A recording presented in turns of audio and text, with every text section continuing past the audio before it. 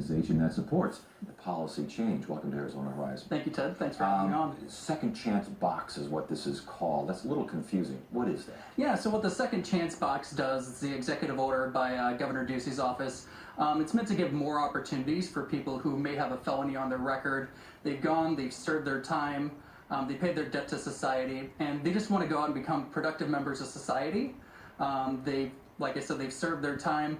And so what the executive order does is it takes state agencies. Whenever you apply for a job on the application, there's usually a box that says, I have a felony or some sort of criminal record. It takes that portion of the hiring process and delays it to further in the hiring process. And that just gives more people more opportunities. And we think that it'll give state agencies more candidates. Is this for all state jobs here, including jobs with security clearances?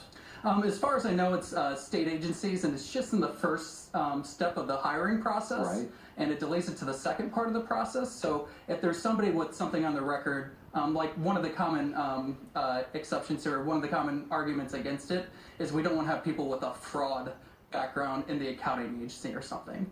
And so during the second portion of the hiring process, they can do a background check, they can do anything that they need to do. But what this does is it gives people with some sort of a record, the opportunity to sort of show their worth, go there and say, make their case that they should be employed by the state agency. I was going to say, why shouldn't it be disclosed at that time? I mean, I can see the other side basically saying, all you're doing is delaying the obvious, and it's going to. Right. It happens in the second phase. You might as well get it over with in the first. How do you respond to that? Well, I would respond to that by saying a lot of these people want to go out and have more opportunity and become, law-abiding citizens. But what happens is people often recidivate whenever they don't have any job opportunities, and often whenever they check that box, most people just throw it out the window and they don't have the opportunity to get any jobs. Do we know that's the case? I mean, how often do we know that once that box is checked, out the window it goes?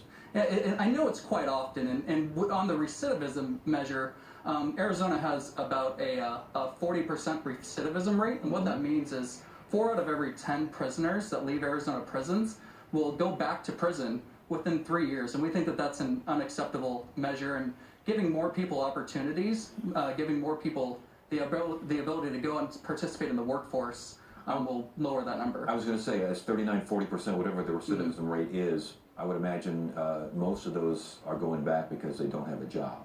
Often that's the case. I don't have the specific numbers on it, but that's one of the biggest contributing factors to why people recidivate, is they just don't have the ability to go out there and make a living for themselves. As far as recidivism studies are concerned, what is literally steady employment the #1 reason, or is that just a major factor overall? I don't know what the #1 reason right off the top of my head, but I know it's one of the biggest factors, if not the biggest factor, and we just want people to have the same opportunities that everybody else does whenever they go and apply for a job, and they want to be able to make their case to become employed. Okay, so the whole idea is basically you don't have to check that box, which immediately disqualifies an application.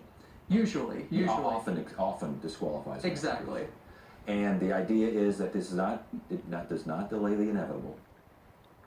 Not necessarily, because if somebody's paid their debt to society and they want to go and become a participating member of society, I don't see any reason why they shouldn't have the ability to at least make their case and at least have the opportunity to go out and get employment. Is it for those who deal with this issue and in this community, do you hear a lot of this? Do you hear a lot of, I feel like the minute I check that box, I'm out of it? Absolutely, absolutely. It usually, like I said, as soon as they check that box, they usually know that it's just going to get thrown out the window. Okay, so you support this.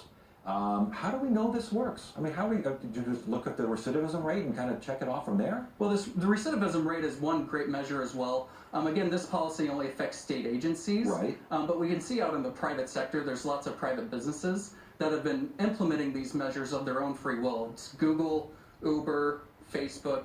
A lot of these companies are voluntarily taking this policy, and what's going to end up happening is they're going to have a larger group of candidates to select from, and the companies that don't have this policy in place, oftentimes they're not going to have a lot of the good candidates that do have felonies on their record, and it's going to take its place out in the marketplace, and they're going to outperform their competitors that don't have these policies. All right, well, interesting stuff. We'll see how it works. Chalon Hudson, good to have you here. Thanks for joining us. Thank you very much. Thank you.